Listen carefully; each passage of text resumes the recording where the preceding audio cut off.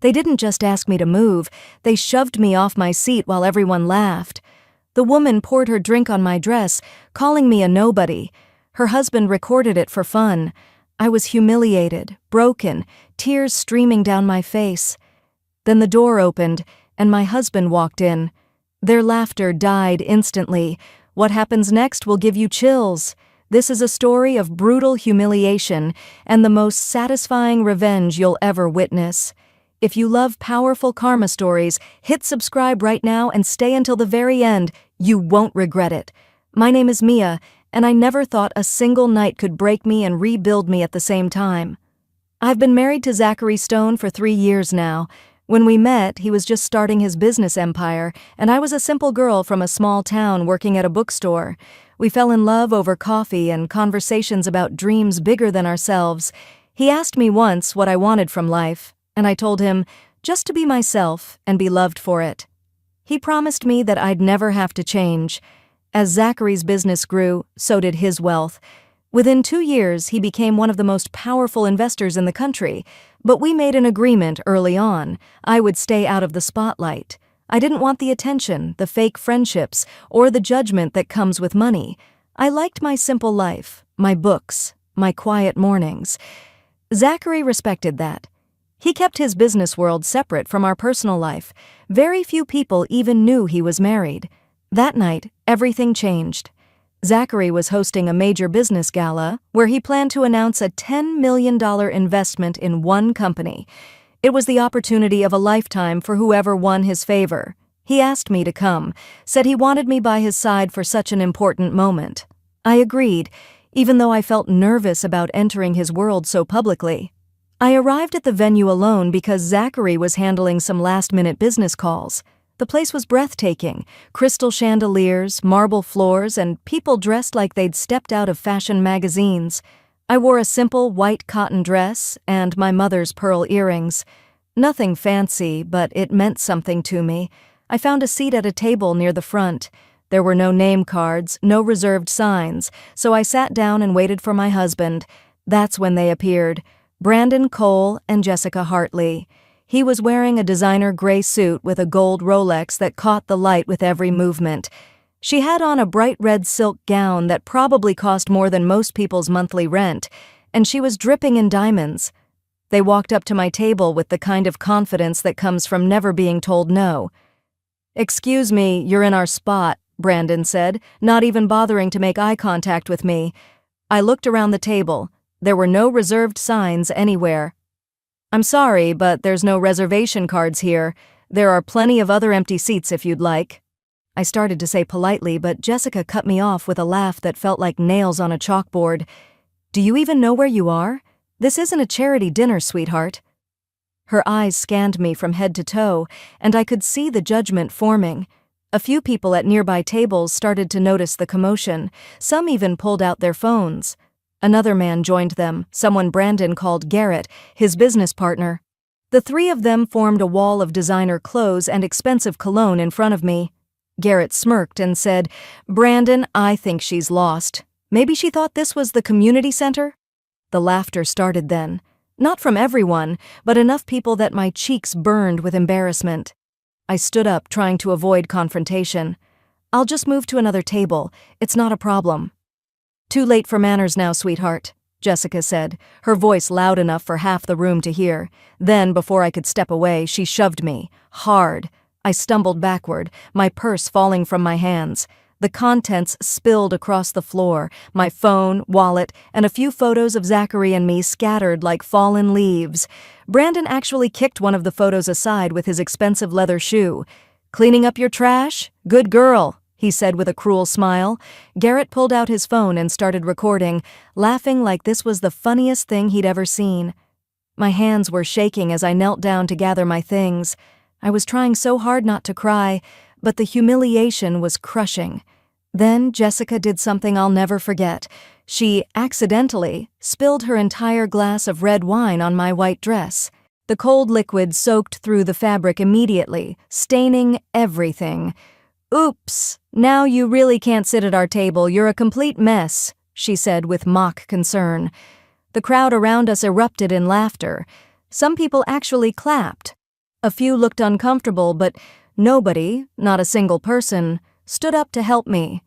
I was on my knees, wine dripping from my dress, tears finally breaking free and running down my face. This was supposed to be a special night. I was supposed to be supporting my husband, and instead I was being treated like garbage in front of hundreds of people. Then it got worse. A woman's voice called out from the crowd, "Mia, oh honey, what are you doing here?" I looked up and my heart sank.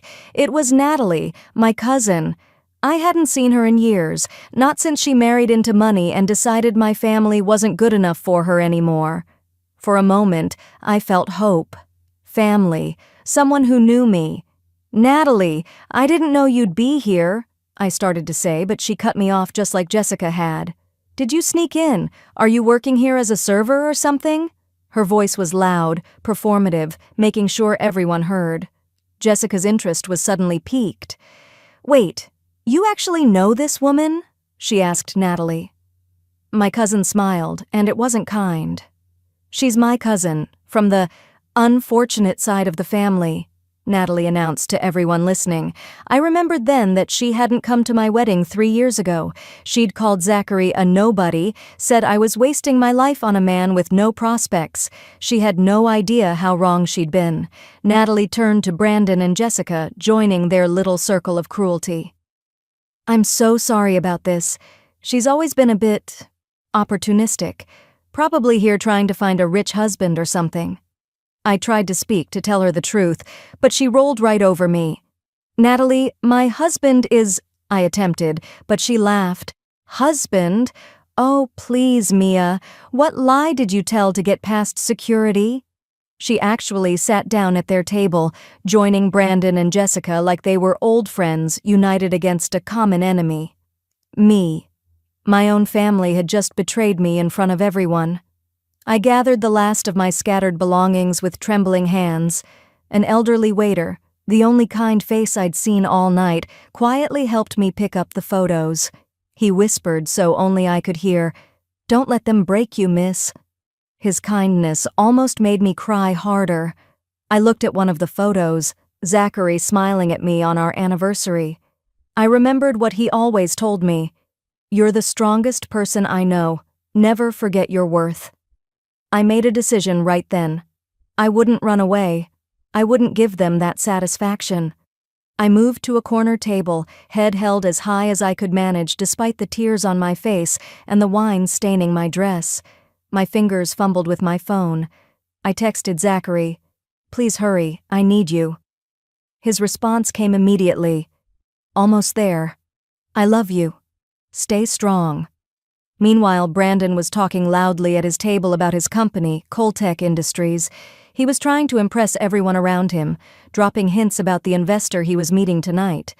"This deal will change everything," he boasted. "We're about to become very, very wealthy." Jessica was touching up her makeup obsessively. "You better land this deal, Brandon. I didn't marry you to be average," she hissed at him. There was a desperation in their voices that I recognized now, though I couldn't have known then what it meant. Garrett leaned in and said something quietly, but I heard it anyway. "If Stone doesn't invest, we're finished." Brandon's face went pale for just a second before he composed himself. Jessica's eyes went wide. "Zachary Stone? The Zachary Stone is the investor tonight?" Brandon nodded tensely. "He's investing $10 million in one company. It has to be us. It has to."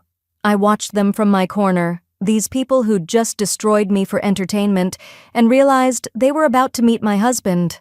The irony would have been funny if I wasn't still shaking from what they'd done. The lights dimmed suddenly. An MC walked onto the stage, and the entire room went quiet. "Ladies and gentlemen, the moment you've been waiting for. Please welcome our evening's guest of honor and investor, Mr. Zachary Stone." The music swelled. The main doors opened with dramatic flair. And there he was, my husband. Zachary walked in wearing a perfectly tailored midnight blue suit, his presence commanding every eye in the room. 2 assistants flanked him, but he didn't need them to project power. He had this calm, controlled energy that made everyone else seem small. The entire room stood up. Applause erupted from every corner. Brandon and Jessica practically sprinted to get closer to the front, desperate to be noticed. I watched Zachary's eyes scan the crowd with that cold, businesslike expression I'd seen in photos, but rarely in person. He was in his element, the powerful investor everyone wanted to impress. Then his eyes found me in the corner. Everything changed. The cold mask melted. I saw concern flash across his face, then recognition as he noticed my stained dress, my tear-streaked face, my defeated posture. Then came something else. Pure, controlled anger. He started walking, not to the stage, not to the microphone waiting for him, but directly toward me. The crowd parted in confusion. Brandon tried to intercept him, stepping into his path with an eager smile. "Mr. Stone, Brandon Cole, we spoke on the phone about Coltech Industries." Brandon extended his hand. Zachary walked past him like he didn't exist, didn't even glance his way. Brandon's hand hung in the air, his smile faltering. Zachary reached me, and his voice was so soft, so different from the powerful businessman voice everyone expected. "Who did this to you?" I couldn't hold it together anymore. The tears came flooding back.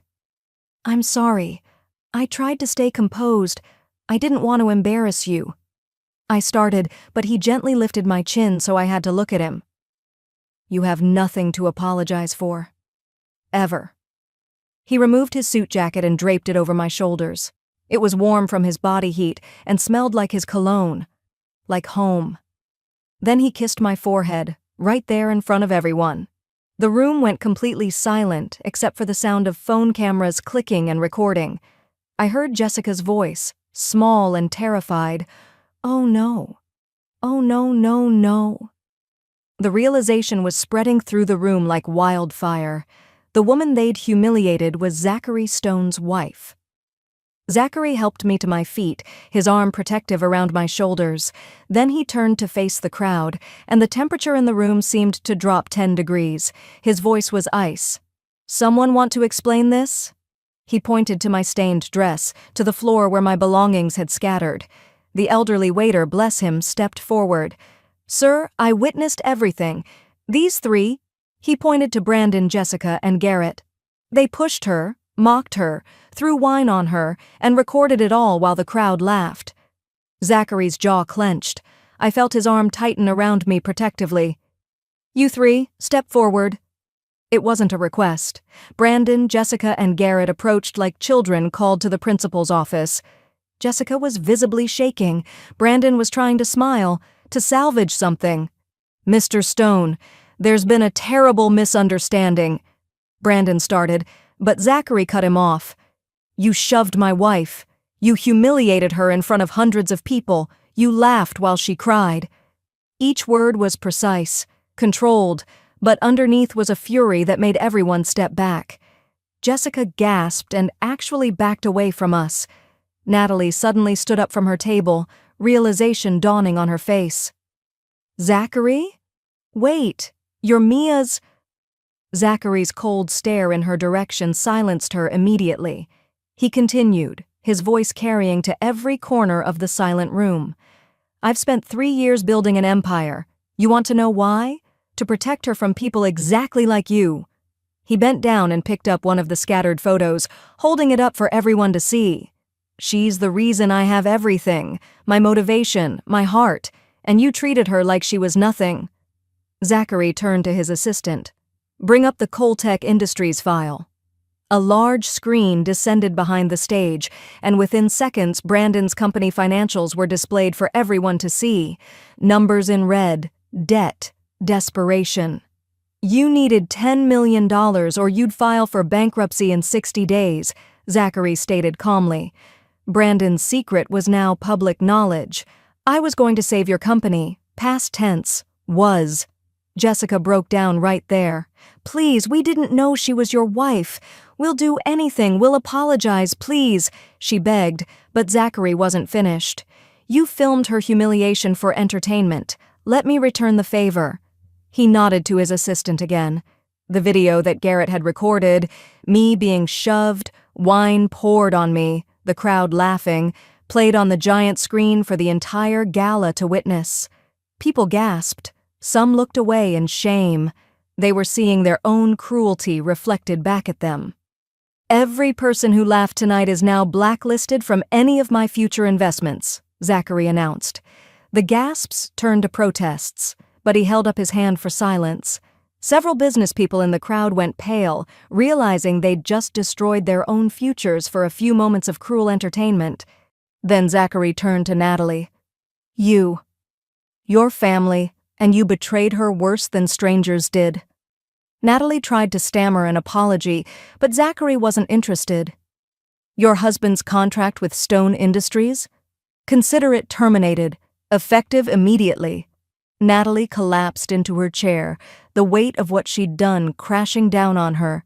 Her husband would blame her for losing a multi-million-dollar contract. Her marriage might not survive it, but she'd made her choice when she sided with my bullies. Zachary's final announcement echoed through the stunned silence. Tonight's $10 million investment will not be going to any company here. Instead, it will go to Helping Hands Charity, an organization that supports women escaping humiliation and abuse, in my wife's name. Security appeared and began escorting Brandon, Jessica, and Garrett out. Jessica was screaming apologies. Brandon was begging, his dignity completely gone. Garrett dropped his phone trying to delete the video, but it was already too late. It had been uploaded to the big screen, saved, recorded by dozens of other phones in the room. Other guests who had laughed earlier started quietly leaving, unable to face the shame. Zachary addressed the remaining crowd one final time.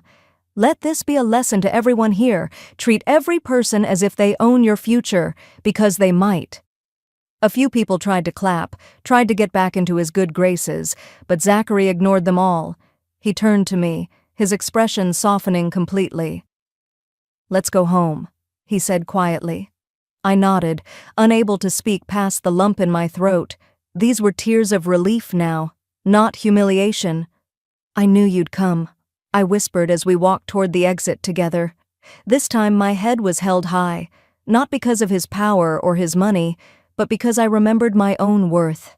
That's what they'd tried to take from me, and that's what I'd reclaimed. As we left, I saw Brandon outside through the glass doors, his phone pressed to his ear, probably calling bankruptcy lawyers. Jessica was already walking away from him, always looking for the next wealthy target. Garrett sat on the curb, his whole world collapsed. And Natalie was crying, her husband screaming at her about the lost contract. That night changed everything.